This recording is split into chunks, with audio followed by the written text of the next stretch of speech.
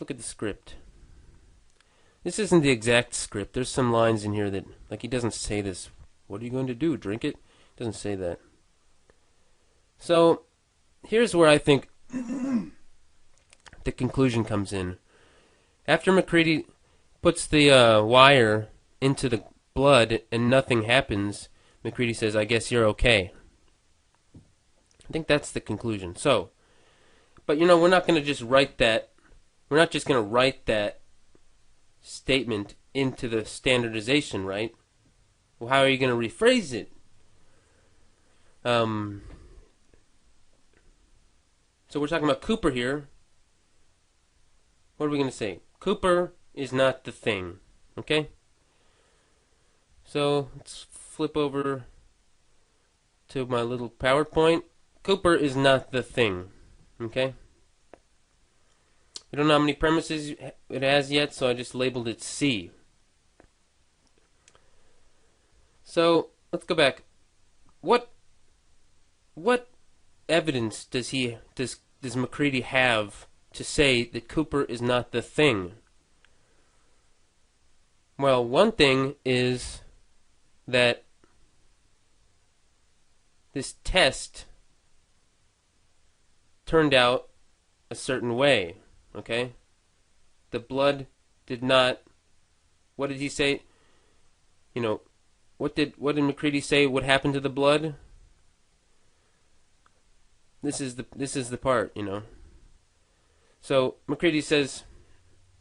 So that's. I mean, obviously that part was a bit of evidence that the blood didn't do anything except burn when he put the needle in it. But so that's obviously one of the premises. Okay, that Copper's blood did not, didn't do what it would have done if he was the thing. So that's one premise. Let's look at the theory though, because MacReady's got a theory that he's testing here. Okay, and this is where he gives this theory, in this passage in this part right here.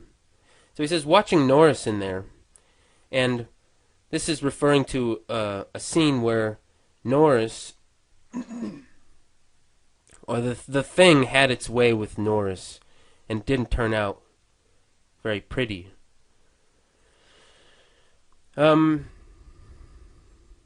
So, watching Norris in there gave him the idea that maybe every part of you bastards, the things, is a whole. Every piece of you is self-sufficient, an animal unto itself. But when a man bleeds, it's just tissue. But blood from one of you things won't obey. It's a newly formed individual with a built-in desire to protect its own life. When attacked, your blood will try to survive and crawl away from a hot needle, say. So, let's try to think of how we would put this theory into a statement, okay? So what's he saying? He's saying normal human blood does one thing, but blood from the thing does something else. What does blood from the thing do? Blood from the thing, when attacked, will try to survive. Blood from the thing, when attacked, will crawl away from a... So, if attacked by a hot needle, your blood will crawl away. Okay?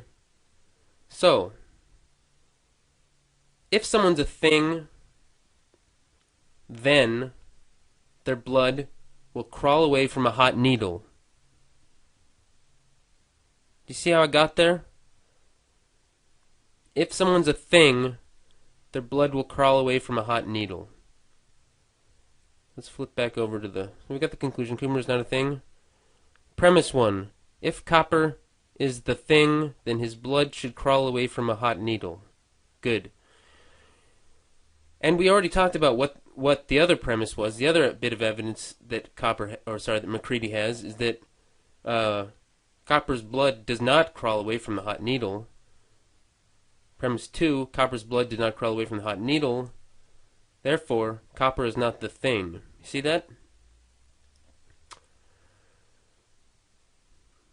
let's look at, I've put it into a logical form as well.